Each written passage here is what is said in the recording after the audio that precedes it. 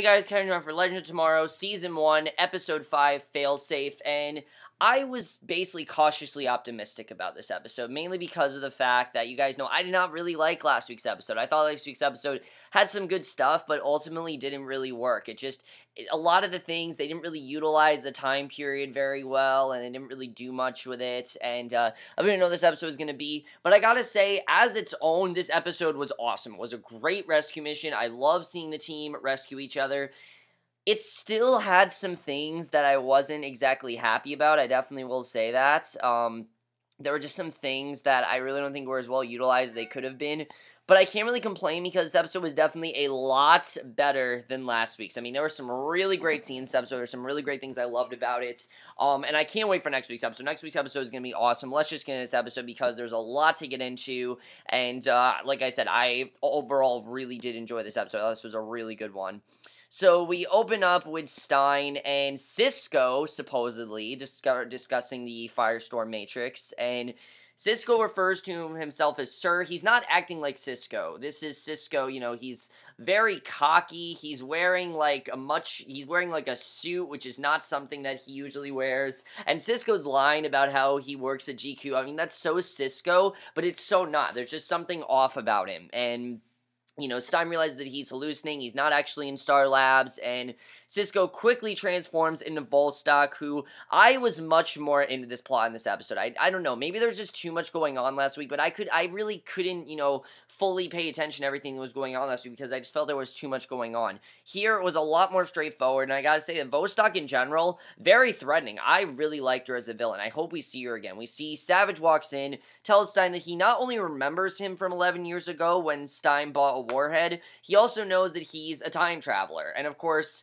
Savage, as we know, now that they've changed some things in the 70s, Savage now remembers them, and that's why this is even more dangerous now, because it definitely is having some counter effects on them, and Savage threatens him with torture, tells him that the Soviet Union are experts in breaking people, and when Stein vows to not help build a new Firestorm Matrix, because obviously he doesn't want to do that, Savage just looks at him and says, this will be fun, and it's clear that Savage is basically going to torture him physically, mentally, and we get some really crazy scenes with Savage. I mean, a really good way to start the episode, definitely, because, he's really conflicted here. Stein, I think wants to help his friends, but he's not going to work with the enemy. He's just not going to do that. He knows that he's not going to do that, and, we see back in the Wave Rider, Kendra walks in the med bay and sees Jax shaking on one of the tables, and I have to say, some good stuff with Jax in this episode, and I think the actor is definitely getting better in this role. Like, I definitely feel like he's starting to get more comfortable with the role. I think it was just the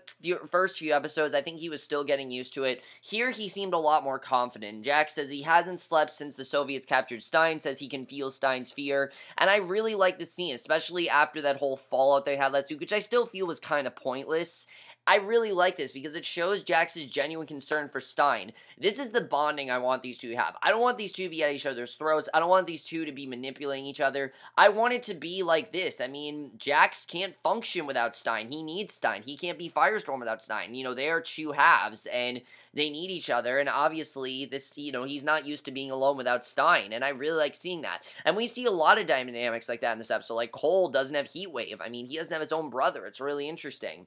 And Kendra promises that Rip and the rest of the team will get him back, but Gideon points out to the team that the gulag the team is imprisoned in has never had a breakout in 200 years in history. So this is this could really take a while, and Sara suggests calling on the Bratva, the Russian mob, as they would be familiar with the gulag setup, which I think that's a good idea, because, they were in there, they could get them out of there, and basically, Rip and Cold confront a Russian mobster at a local mob, but the mobster doesn't seem to be thrilled with helping them out since they don't have any tattoos, which I thought was actually pretty funny.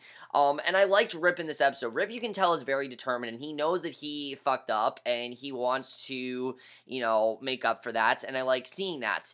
I don't really think there were enough scenes of Rip realizing that he done wrong. I honestly wanted a scene of Rip, like, just by himself, realizing he did something wrong, but, because this really was Rip's fault. I mean, if he would not have trusted, one of the time masters over his own team, this would not have happened. But after Sara takes out the mobster's goons, he agrees to help out and says that his organization funnels black market goods into the prison. And the way that Sara can just, like, kick people's asses and then convince people of things is just awesome. I love it, honestly. If we could just have every episode Sara kicking ass, I just love it. It's really awesome. And we've had it pretty much every episode. I mean, she really does a great job, and Katie Lutz is doing an awesome job in the role.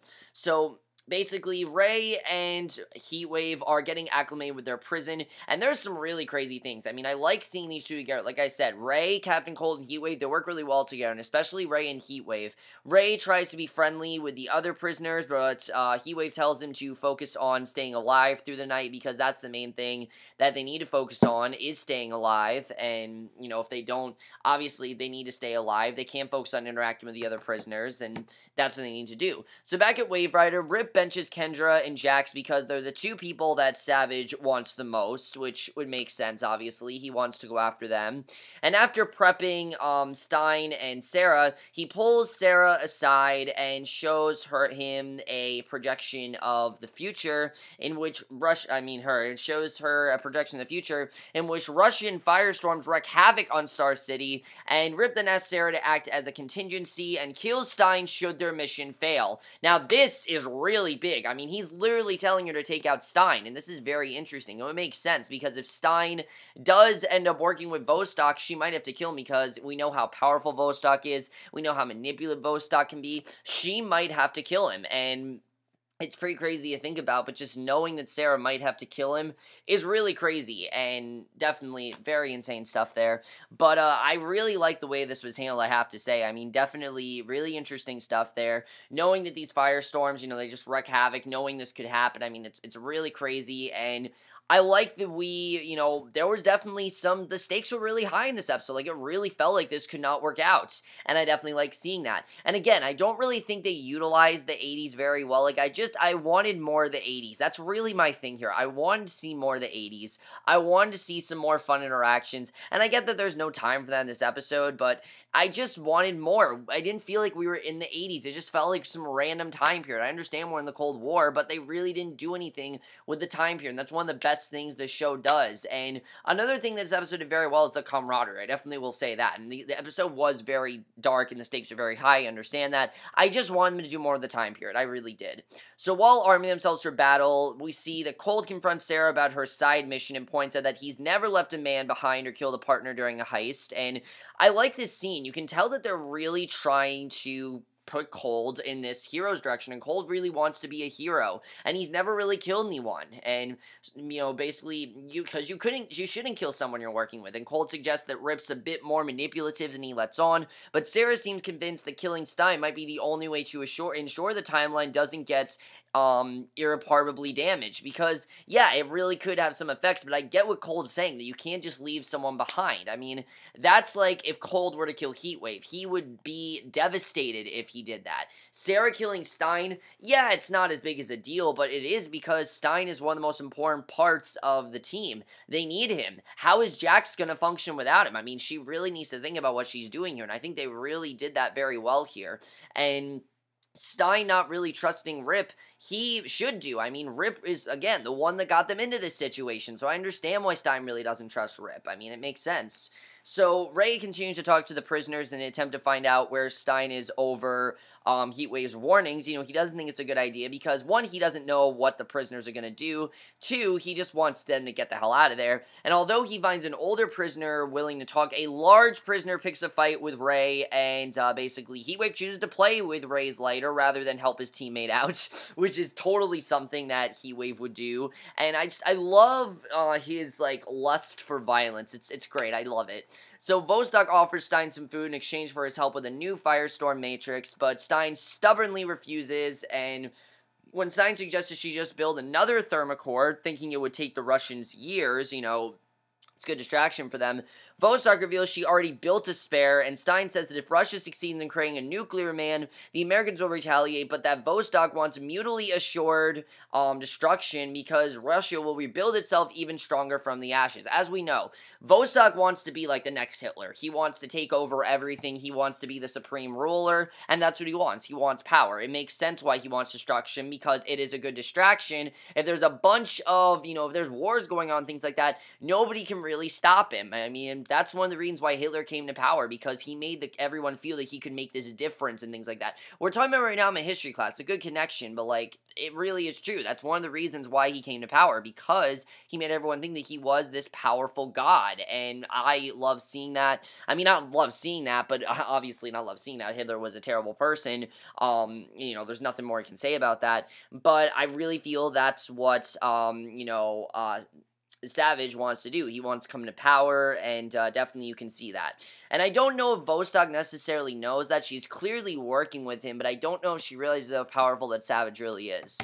So Jax senses Stein's feelings of abandonment and vents to Kendra about not being able to help, and Kendra asks if Jax's connection with Stein goes both ways, to which Jax says he can send a message by cutting him, and it's a good scene. I like seeing this because it is a good question. I mean, what happens with Jax's connection? How does that break, really? And as Vostok threatens Stein with a toxin, Kendra has Jax cut the message, and that is, we're coming into his arm, and Stein sees the cuts appear on his own arm. Very cool, by the way. I don't really think we've seen this before, that if he carves something into his arm, Stein gets the message. That was a really cool idea. I don't really think, like I said, we've seen that, and that's really cool. That's how you really do explore new ground. So, Stein sees the cuts appear on his own arm, bravely tells Vostok to do her worst, and Ray then wakes up in the courtyard, broken and bloody from his confrontation with the prisoner earlier, and it's a really sad scene. I mean, just seeing them defeated and not being able to defeat these prisoners, it's really crazy, and even though they're so powerful, they're kind of defenseless against them, because these are prisoners that have been in prison for so long. They went to prison for a reason.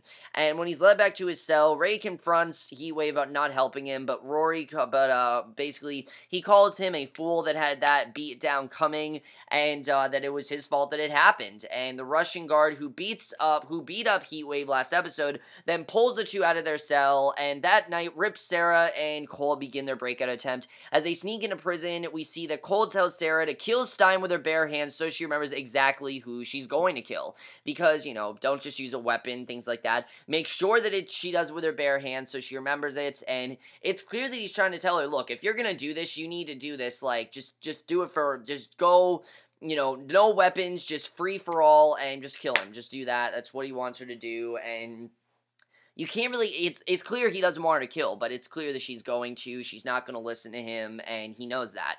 So meanwhile, Savage arrives to personally break Stein, because, that's what he wants to do. He wants to break him, and Savage reveals that Ray and Heatwave tied to the ceiling and then begin having them tortured. When the torturer pulls out a hammer and threatens Heatwave, Ray mocks the torturer and convinces him to move on to him instead, and Stein is begging Savage to stop here. I mean, I like seeing Stein. I didn't like seeing Stein, obviously, be broken, but it really was crazy to watch. I mean, Stein seeing him, and basically he agrees to help stabilize the Firestorm Matrix, because if he doesn't, he's gonna watch his friends die, and he obviously does not want to see that. I mean, especially Ray, who he knows was his student, and he really feels he can help, and he has a genuine connection with. He obviously doesn't want to see Ray get tortured. I mean, that's like seeing one of your students get tortured. No teacher wants to see that. Every teacher, their main thing for a student, if they are a good teacher, that is to see their students succeed, and to see him fail, I think that's really what broke him. It's not so much to see him get tortured, it's the fact that he can't really do anything, and he's defenseless, and as Stein said, he made him seem like he was superior, and Stein feels he's superior, and, Ray wants to be significant, he can't really do anything here. That's really what I think is breaking Stein. It's not so much the fact that Ray's getting tortured, it's the fact he can't really do anything, and it's really sad, but it makes sense why Stein decided to help. He has an ulterior motive here. He really doesn't know what to do. I mean, he's spent the whole episode saying, I'm not going to do it, but he really doesn't know what to do here. I mean, it really does make sense. So, Snare and Cold Sara and Cold continue to infiltrate the prison, but Cold breaks from the plan when he sees Ray and Heatwave getting dragged away, and Heatwave calls Ray an idiot again when they get back to their cell, but Ray says that he was standing up for what he believes in. He asks Heatwave what he believes is worth dying for, and he says that the perfect score is worth dying for. And Gideon informs Rip the probability the U.S. losing the Cold War has increased to 99%, so it's really getting bad, and Rip tells Sara to rescue Stein immediately, but Sara's unable to reach him, and now hold the phone here. I thought he told Sara to kill Stein. I don't know why. I guess because the mission's not working. I don't really know. Before Vostok pushed him into her lab, Rip says the future's solidifying, and Sara needs to either extract Stein or eliminate him immediately. Either get him out of there or just kill him. So she's really... she needs to do something quick, and I didn't know what she was going to do here. I knew Stein obviously wasn't going to die. He's a main character. They're not going to kill him off.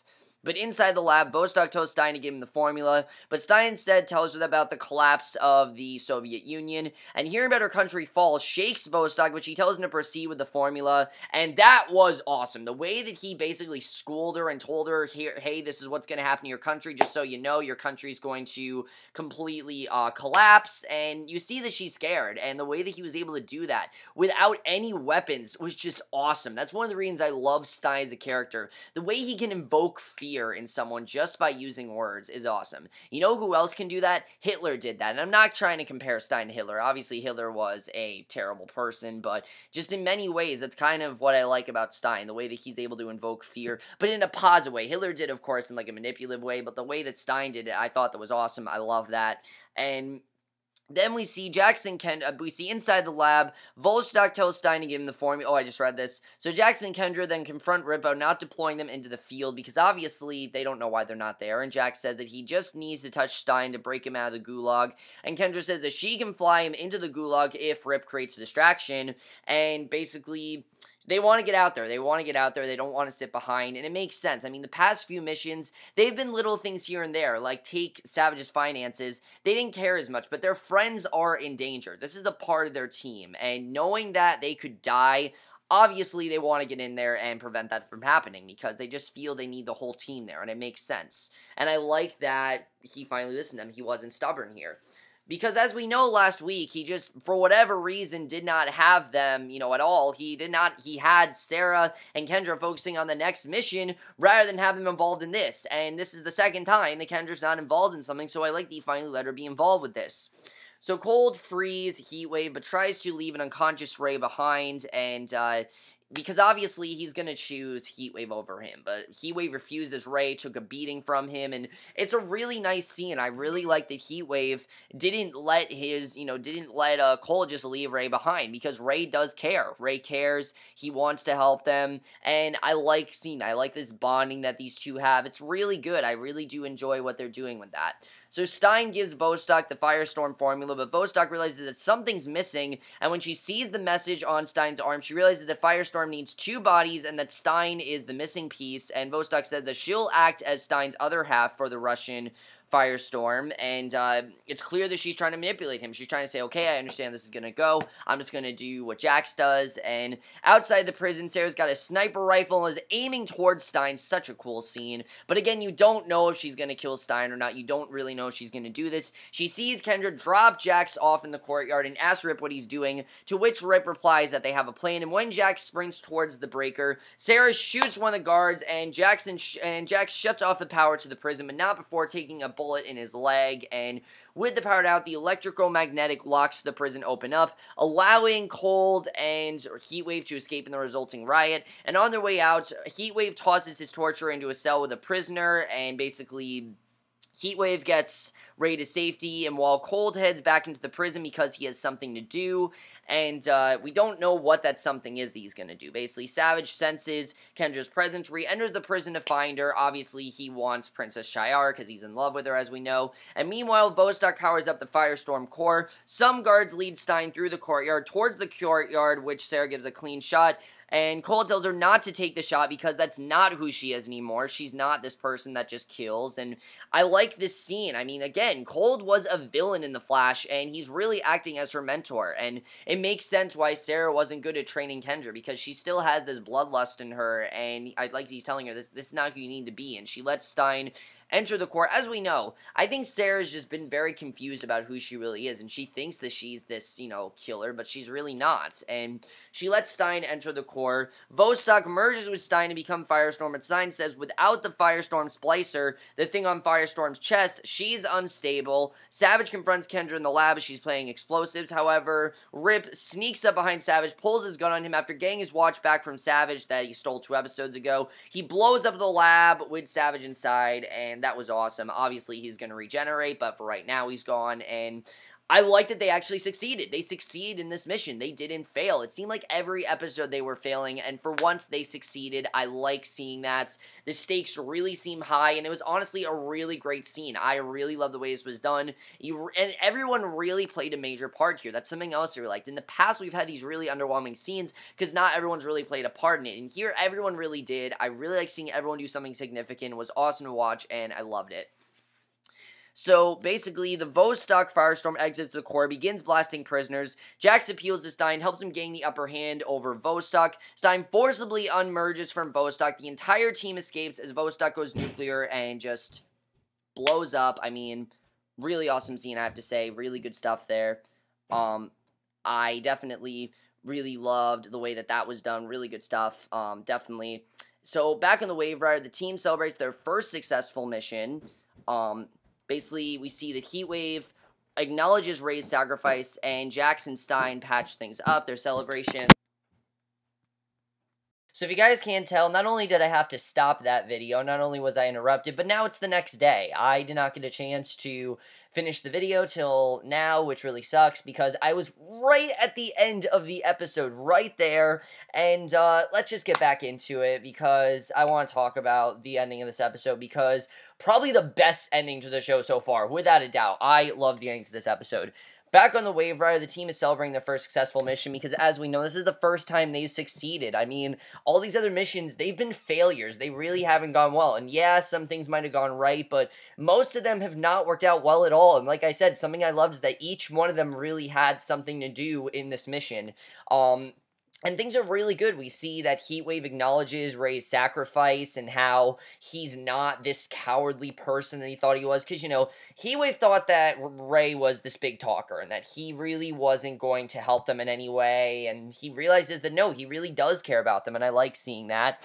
And Jax and Stein are patching things up, and it's really great. Everything really seems to be going well, until Kronos once again attacks the ship, causing him to slip out of the time stream and into the apocalyptic, basically, they slip out of the time stream, and they're basically forced to crash, and we don't know where they're gonna go. But what ends up happening is we see Star City, but it is not the Star City that we all know. It is in 2046. It is basically an apocalyptic wasteland. I mean, it's really bad. And they're confronted by who, of course, they think is Oliver, because it's the Green Arrow. But they very quickly realize that, one, he's not responding to their, he's not responding to their responses. 2, it is not Oliver. It is, in fact, Connor Hawke. That is the episode ends. Now, how Connor Hawke became the Arrow and what happened and what's happened to Oliver.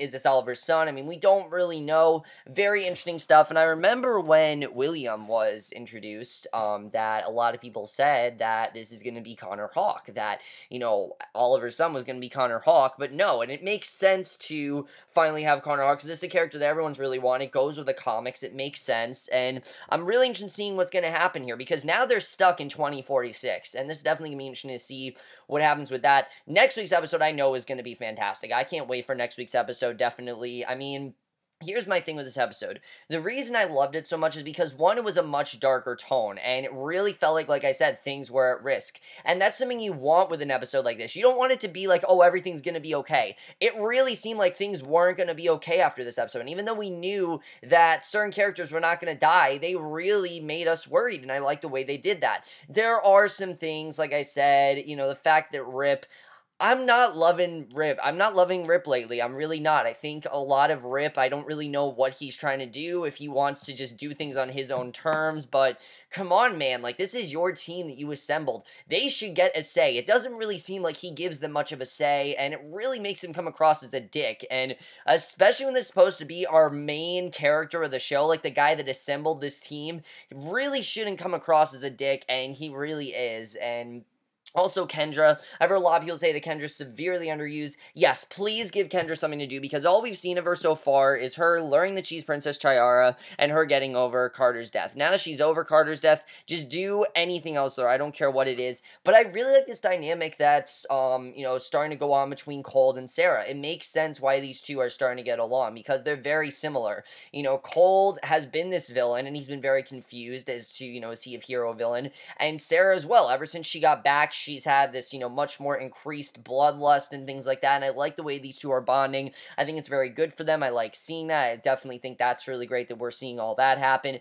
Jax, I like they're trying to make Jax a lot more interesting. Like I said, the carving in the arm is one of the coolest things this show has ever done. I love that. I love to see more stuff like that. They really didn't utilize the time period well. Like I said, I really wanted to see more of the 80s, and I don't really feel like we saw really anything that fun, because that's the thing that these two episodes are drained of. One of the reasons I love, the first, 3 minutes of last week's episode, because it was a fun little rescue mission that felt like some Mission Impossible. And that's what this show needs to be. Now, I'm not saying this episode didn't work, because like I said, I think this was probably, if not one of the best episodes they've done so far. I definitely know it's not going to be the best episode of the season, because last week's episode and next week's episode is going to kick ass. I know that. It's going to be an awesome episode. And usually when these shows tend to merge with other shows, it tends to be a lot better, and that's one of the reasons the Flash got so great is their crossover with the Flash, I think, really, with the Arrow, really jump started the series and really made it show what it was capable of. And I really feel it's going to do the same thing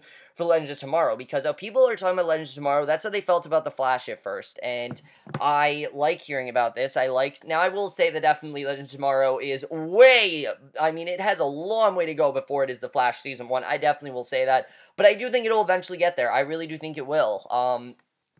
But like I said, guys, overall, really great episode, much better than last week's. I thoroughly, really did enjoy this episode. But like I said, besides those few things, like them not using the time period very well, I hope they use 2046 in a good way, because there's a lot they can do with this. I hope they go in some good directions with this. I like seeing this bonding as well between Cold, Heatwave, and Ray. It's an interesting dynamic that we haven't had before, and I like the way that they're playing with that. I definitely like that.